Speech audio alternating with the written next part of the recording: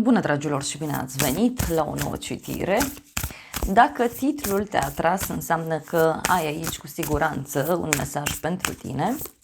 Îți mulțumesc pentru că mă urmărești, îți mulțumesc pentru că mi ești alături. Dacă vrei și tu astfel de citire, te invit oricând cu drag doar pe aplicația de tarot și astrologie Cristina Zurba, disponibilă atât pe iPhone cât și pe Android. Vreau să încep cu un mesaj din partea oracolului lunii pentru tine. Și avem așa, primul pătrar, avem o lună în Săgetător, deci este despre noroc, despre adevăr, despre jumătatea plină a paharului și avem că e nevoie să crezi în norocul tău. Asta transmite oracolul, deci e nevoie să crezi în norocul tău, e nevoie să crezi în șansa ta, e nevoie ca în acest moment să vezi acea parte plină a paharului, libertate, adevăr, e nevoie ca în acest moment să îți asculți cu tărie gândurile tale, ideile tale de viață, principiile tale de viață, este nevoie ca în acest moment să fii dornic să explorezi și o altă latură a vieții. Interesant. La baza pachetului, în schimb, avem o lună plină în Fecioară care spune să faci acțiuni inspirate. Da? Deci este și despre partea practică a vieții, poate e și despre a lăsa puțin critica deoparte, critica față de tine, critica față de ceilalți, dar văd că pentru unii, că și cum sunteți într-o perioadă în care chiar vedeți partea plină a paharului și sunteți pregătiți să acționați într-un mod nou. Bun, hai să vedem acum ce mesaj are tarotul pentru tine, pentru casă, în curând, în viitor, ce nu știi pe neașteptate și ce o să te mire. Hai să vedem așadar mesaje, ce trebuie să știi. Wow, a început citirea, multă activitate în acest moment în viața ta. La baza pachetului avem un 4 de monede, da? 4 de monede, nebunul avem și împăratul, o legătură cu zodia Berbec, zodia Vărsător. Ești într-un moment în care, uite, ești foarte sigur pe tine. Ești într-un moment în care iei atitudine, ești într-un moment în care tu știi mult mai bine ce gândești, tu știi mult mai bine ce îți dorești. Apoi avem spânzuratul, o legătură cu zodia Pești, un moment în care, adică și cum te simți blocat, te simți retras, te simți pedepsit, dar poate să fie și o perioadă a vieții tale în care începi să vezi realitatea cu alți ochi. Da? Și atunci e clar aici că te gândești să te organizezi mai bine, te gândești să spui lucrurilor pe nume. 4 de monede, uite, înseamnă multă stabilitate, înseamnă bani, înseamnă credință, înseamnă o perioadă în care tu ești foarte hotărât pe ceea ce îți dorești. Pentru tine, în schimb, avem mai multe cărți. În primul rând avem 5 de monede, 8 de monede. E ca și cum te cufunzi în muncă în acest moment, adică e posibil ca pentru unii să fie vorba despre o durere de suflet, o problemă financiară, o problemă de altă natură și e ca și cum o dai la spate și te afunzi în muncă. Dar avem și arcana majoră, puterea, care poate să reprezinte și un moment bun în care reușești să depășești anumite provocări. Pentru unii poate să fie și un moment în care vă simțiți lăsați deoparte, vă simțiți abandonați, poate nebăgați în seamă, fie de către un coleg, fie de către partener, fie de către un prieten și atunci văd că sunteți dispuși aici să acționați cumva. Hai să vedem despre ce este vorba, mai exact. Ei, e ceva legat de o călătorie sau e ceva legat de o relație la drum lung.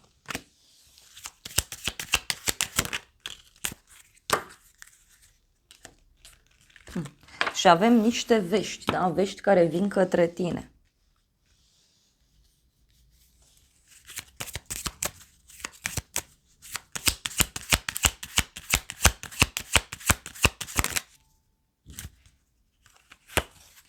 Uite, avem cartea aceasta care reprezintă pasiune, care reprezintă iubire.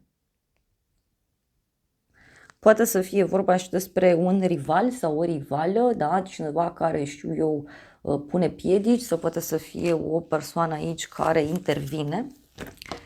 Pentru casa ta avem 5 de cupe, deci e un moment în care e ca și cum vezi partea goală a paharului, da? Poate e un moment în care stai și te concentrezi foarte mult pe trecut, pe niște regrete, ceva ce s-a întâmplat acum mult timp și de asemenea tot cinciul ăsta de cupe poate să însemne și un moment în care e ca și cum îți ceri iertare, da? Sau aștepți iertare de la cineva, însă eu văd că e ca și cum ești cu spatele aici la o discuție, ești cu spatele la o energie bună, ești cu spatele la un moment frumos. Ei, uite, tu te uiți aici spre o trădare, spre o persoană mincinoasă sau spre o perioadă în care poate ai fost mințit, trădat, e ca și cum nu poți să treci, da, peste acest lucru. Hai să vedem mai departe. Ei, uite, tu ai un sprijin foarte mare în spatele tău, mai poate să însemne și faptul că tu te concentrezi, da, pe această persoană, știu eu, care a trădat, care a mințit, da? Tocmai acest aspect e ca și cum îți pune foarte multe blocaje. Este adevărat că în momentul de față ceva este blocat, da? Ceva nu este limpede.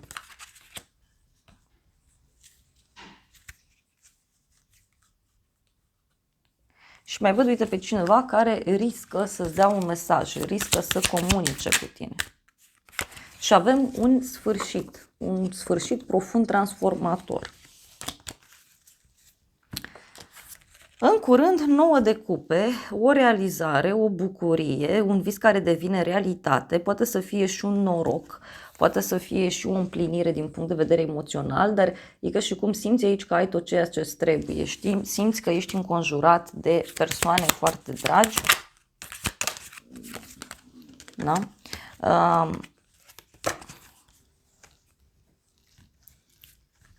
Avem câinele și florile. Da, în curând. Uite, un prieten care îți dă o veste bună. E un prieten care te ajută. E un prieten care îți este alături.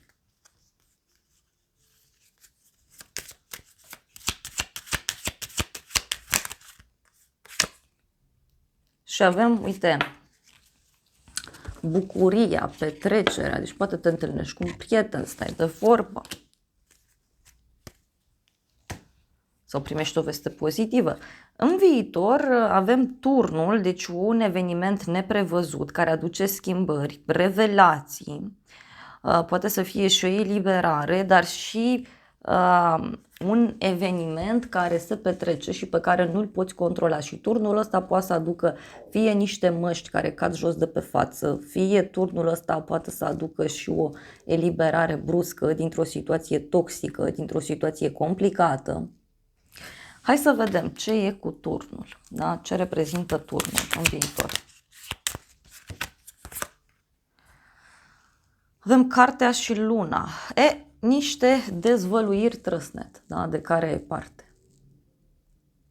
Sunt niște dezvăluiri importante care, să știi că țin de studiul cuiva, țin de o situație în care o persoană se află. Și aici avem așa, dreptate și casă, da? Adevăr. Poate să însemne și un adevăr pe care îl afli. Dar și o veste interesantă legată de niște acte pentru casă. Sau o veste interesantă legată de ideea de familie, stabilitate. Unii poate așteptați o veste importantă pe partea asta profesională.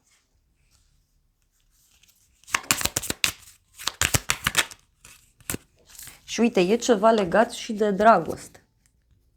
Deci e ceva legat și de dragoste și cineva care își asumă un risc, văd aici. Ce nu știi tu? Avem asul de spade. O persoană care are un obiectiv foarte clar, este o persoană care știe foarte bine ce își dorește. Poate să însemne și o victorie de care ai parte și momentan nu ai aflat de ea.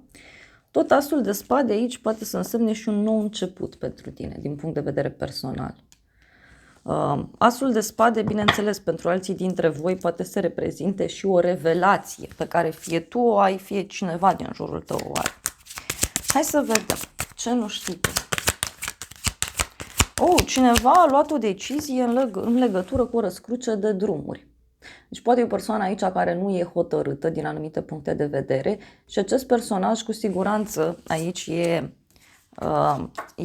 hotărât în acest moment. Da? Poate să fie și cineva care nu prea știe ce să creadă în legătură cu tine. Poate să fie o persoană mai tânără. Și aici avem inelul și stelele, da? Sau steaua. Poate să fie o discuție online cu cineva pe care o ai sau o persoană care așteaptă un răspuns de la tine. Ce nu știi tu aici poate avea legătură și cu o persoană foarte sigură pe ea. Este o persoană care își dorește foarte mult ceva anume. O relație, o colaborare, o înțelegere. Și avem șoarecii.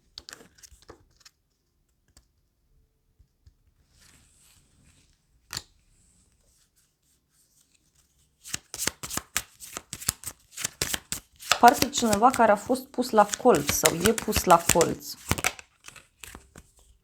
Și văd aici surpriza și banii. Deci cineva care urmează să-ți dea o veste. E o veste bună, poate să fie o invitație pe care cineva ți-o adresează. Pentru alții poate să însemne și o eliberare bruscă, legată de bani, legată de stabilitatea voastră. Dar uite, e vorba și de un personaj care suferă.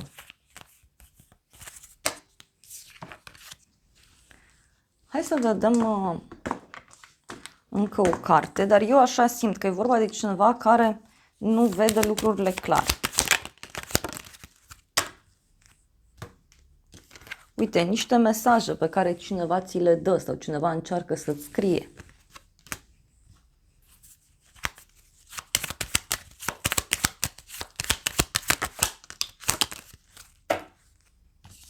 Poate să fie și o descoperire pe care cineva o face legată de sfera financiară. Și e ca și cum persoanei acesteia îi se luminează foarte mult mintea. Și e ceva legat de un inamic, de o problemă, o gelozie. Pe neașteptate, 10 de cupe. Pe neașteptate, văd aici o întâlnire cu familia, o întâlnire cu prietenii.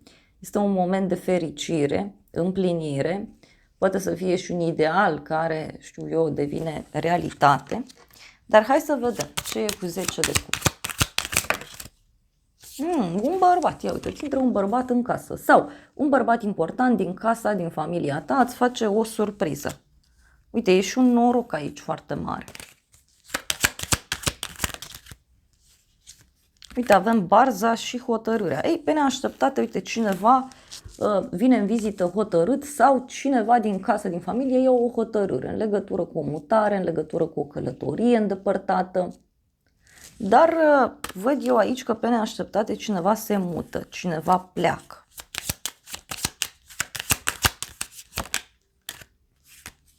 Și avem cheia, deci un secret pe care îl afli.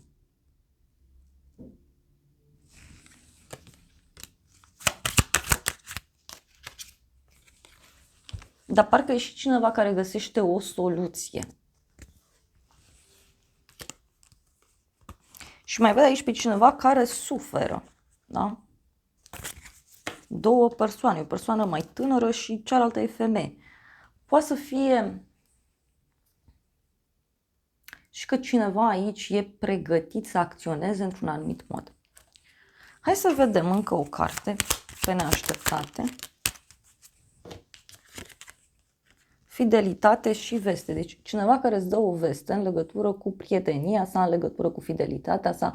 Poate pentru unii este vorba despre această veste pe care o primiți de la un prieten. Doar că e cineva căruia îi pare rău aici în legătură cu niște minciuni pe care le-a spus. Uite, e cineva cu gânduri serioase, cu gânduri stabile. Ce o să te mire? 2 de spade. Cineva care nu comunică. Sau cineva care nu răspunde, cineva care ia o decizie importantă. Hai să vedem ce o să te mire.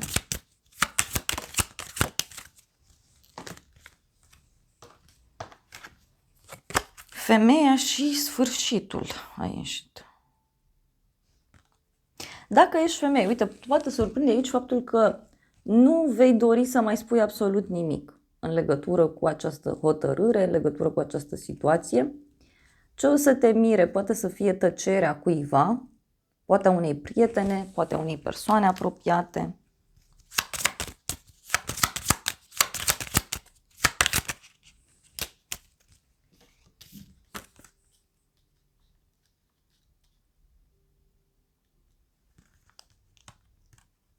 Și avem vestea și soarele.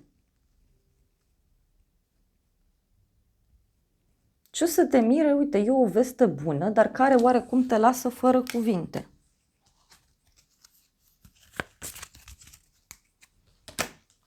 Hai să vedem ce o să te mire. Iubire, deci o veste în dragoste și o bucurie neașteptată. Cineva care îți face aici o bucurie neașteptată.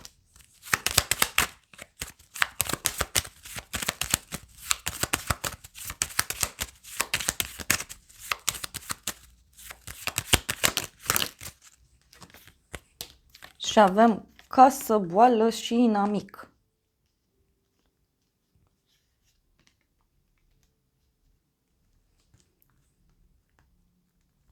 E o persoană aici supărată în legătură cu ideea de casă, stabilitate și poate să fie și o persoană mai dușmănoasă din fire.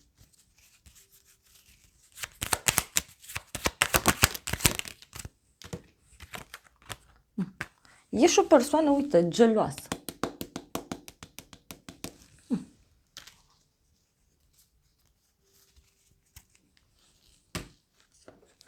Mai vreau o carte.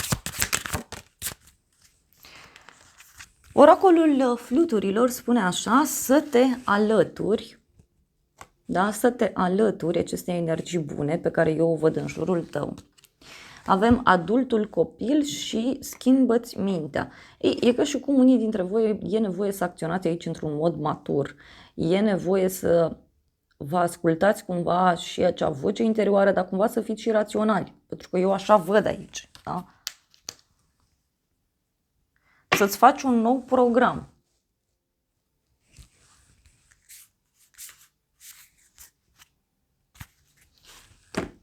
Ia să vedem ce spune și acest oracol. Avem muzică, prietenie și semne. Deci aici oracolul spune că tu vei primi niște semne prin niște vești pe care le primești de la un prieten, de la o prietenă, sau oracolul spune că vei primi niște semne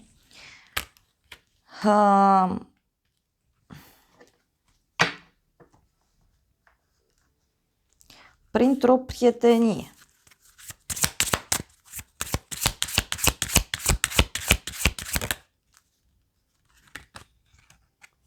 Și s-au întors două cărți, avem manifestare și concentrare. Deci sfatul aici este să te concentrezi foarte mult pe ceea ce tu vrei să manifesti și să-ți pui o intenție foarte, foarte clară. Totuși, vreau să văd acum care este surpriza cea mare în toată povestea aceasta. Hai să vedem. Surpriza cea mare, uite, te dorește cineva, scrisoare, cununie, relații. Deci, surpriza cea mare are legătură cu cineva care își dorește ceva foarte serios cu tine. Asta e surpriza. Sau cineva care își dorește o colaborare, cineva care își dorește să acționați împreună.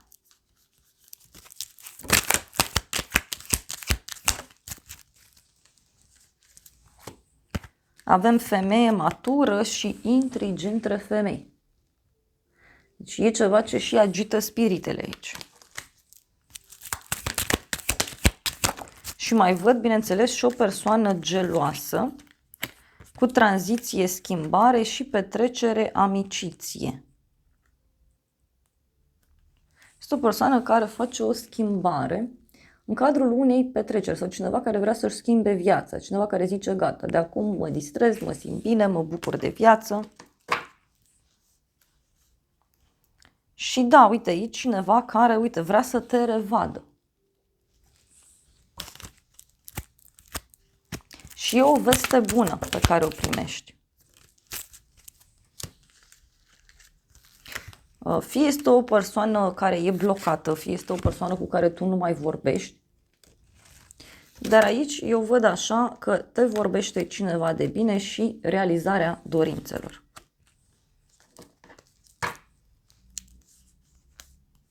Dar e și o pagubă, o pierdere undeva anume. Na. Dragilor, acestea au fost previziunile de această dată. Eu îți mulțumesc pentru prezență, te îmbrățișez cu drag, sper din suflet să-ți fie de folos informațiile și să ne revedem cu bine și data viitoare. Eu îți doresc să ai parte de o zi sau de o seară cât mai frumoasă.